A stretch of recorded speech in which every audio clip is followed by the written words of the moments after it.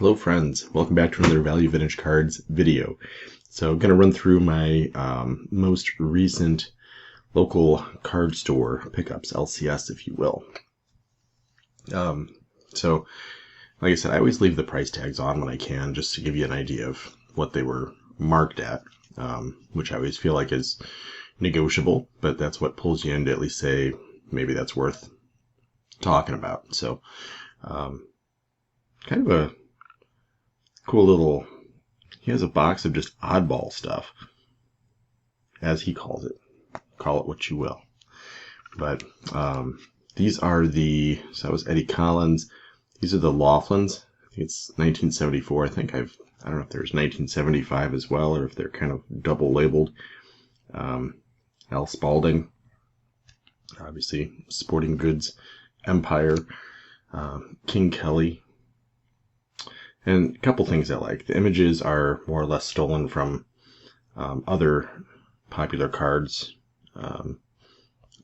old Judge type stuff, but so the backs of these have pretty cool write-ups. So I enjoy that.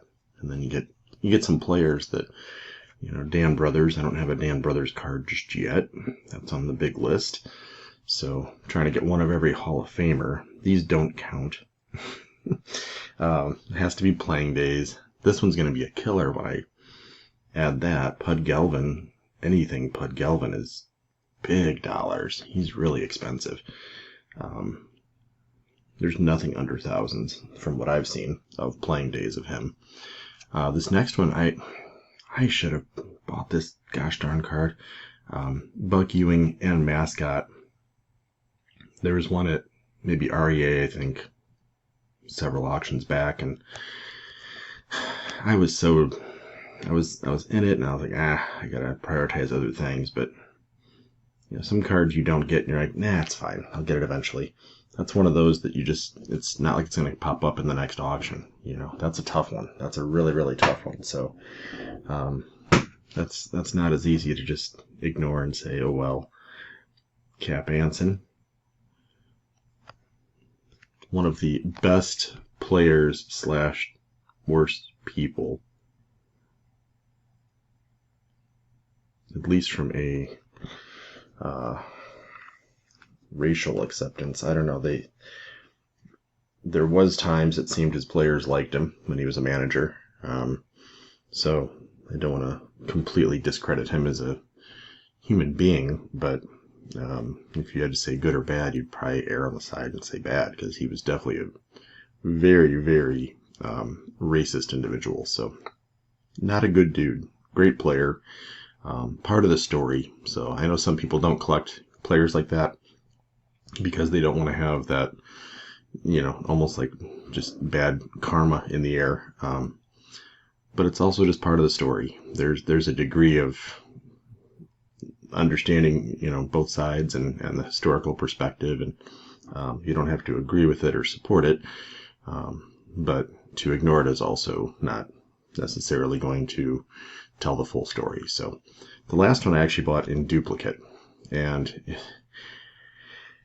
either this or the Sisler I would call my grail card, not the one I'm holding, but this on an old Judge.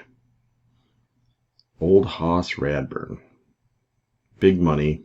Guy was winning 40, 50 games at a time back in the day. Another big dollar card. Literally dollar on this case, but it is a big dollar card. Yeah, showing some of his stats, and 48 and 25, 60 and 12. He might have thrown a few innings along the way there, but I got two of them. And I actually showed the shop owner. He had three. I said, you might want to pull the other one and just make it like your man cave card or something. It's just kind of fun. But if you're not as familiar, Old Hoss is the first one recognized as being on a photograph and giving the middle finger. Let's see if I can get in enough where it will do that clearly. There we go. Maybe that will let me get nice and clear. But if you look at his hand, that does not seem to be an accident. So that is credited as being the first card, first image, first picture, I think, in Earth history of somebody giving the middle finger. So thank you, old Hoss, for being that vulgar guy that would do that. So I picked up those 9 cards. They were marked at $10, and then I grabbed a few others. You know, I feel like I'm almost not drawn to Topps and Bowman at this point because I have so many, but I don't have many Ken Boyers. This one at the back is rough, and for being just a 56 Topps, that's kind of a shame, but it was a couple bucks, so whatever. Lou Brock, if I'm going to complete his run at any point, I think I need that card, but for $1 I could take the risk and be a bad shopper if I had to be. A couple of recent ones too. Woolworth. I feel like my grandma talked about Woolworth. I don't know, but Ryan Sandberg. Is that a grandma store? I'm sure it's a dead store at this point, but Yogi Berra, Manager Days. I mean, 50 cents, and when I tell you the discount, you'll realize, I mean, good golly. Raleigh Fingers, 74. Raleigh I really liked, and there's a Chasing Cardboard episode where they actually meet Raleigh Fingers, and he just seems like the coolest dude. So, I mean, we know he's a great reliever, Hall of Famer, all the stuff, but, you know, there is, just to see Cap Anson and think like, you're part of the story, but you're a jerk. You see Raleigh Fingers and you think, you know, you're part of the story, but you're a good dude. So it is kind of fun to grab some cards when you know, like, it's a good person, too. Goose Gossage, as much as Goose is a Hall of Fame closer, that uniform for the White Sox is killer. So, gotta love that. God, it's a buck. This one, I'm not sure if I have it. My musical collection is officially getting to the point where some of these little obscure, you know, what year stamp is that? Do I have that? I'm not sure. But, you know, when you're talking about a few dollars, I'm like, yeah, if I have duplicates, maybe it's something I end up swapping with somebody else because I can pass that on at cost, and it's okay. It doesn't hurt me. Tom Seaver. This is not Topps Tom Seaver, though. It's going to be tough for that to come in and show exactly what that is. Probably, when you look at this, it looks more textured. It looks almost clothy or stickery, and that's because it is. So, on the back of this thing, you can tell.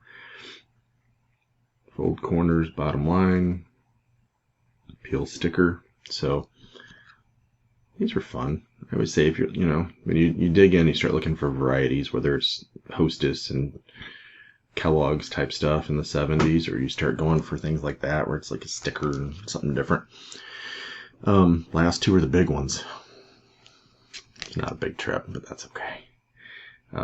Again, supporting the rally. I thought that was a nice one. You know, I don't grade cards like this. I don't think that's ever worth it. Does it go from being 10 to 25 because I put 15 into it? Maybe. I mean, it's not centered tremendously, which I know is like the obsession. That doesn't bother me at all. That still looks like a great card to me.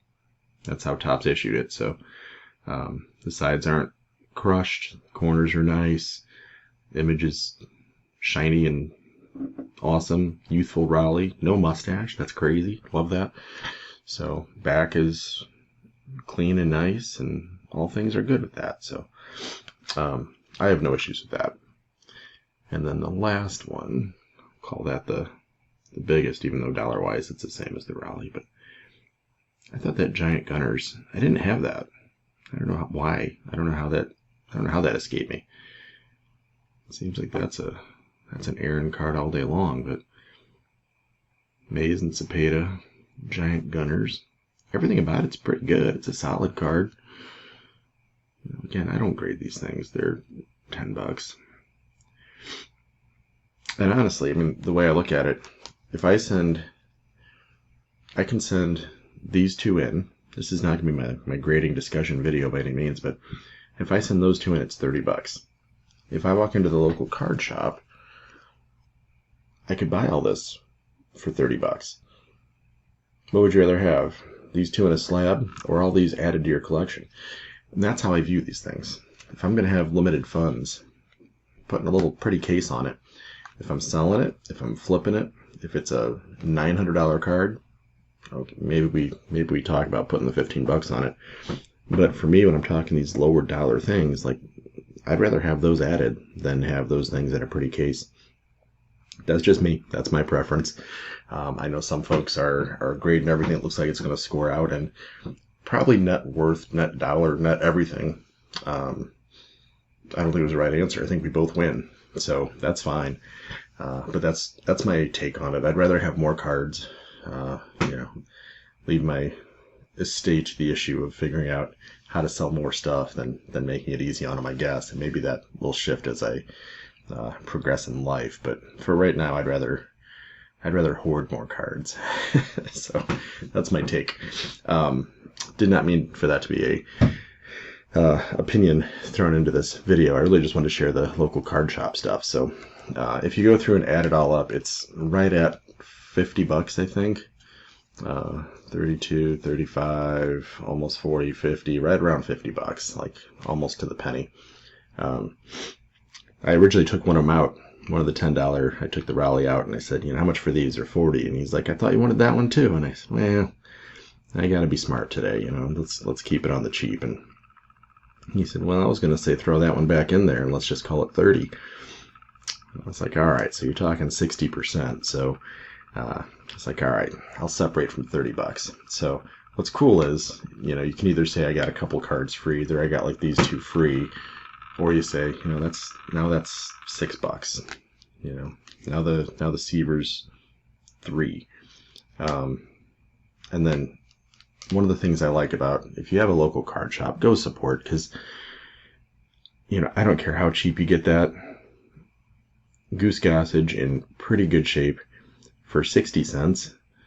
I mean, you can't get it shipped to you. Shipping in an envelope should be more than that. So pure silliness when you can walk in and come out with Hall of Famers from the 70s for less than postage. There's no reason to ever buy that online if you can avoid it. So find a card show, find a card shop, find someone that's going to give you those, call them smoking deals. I mean, it's just, that's a great pickup. So just supporting the local shop is really, really important. Good folks. 30 bucks doesn't move the needle for them, but keeps the doors open and keeps that relationship built too. So good folks usually running card shops. So that's all I got. That's my pickups. I will catch you all on the next video. Have a good one.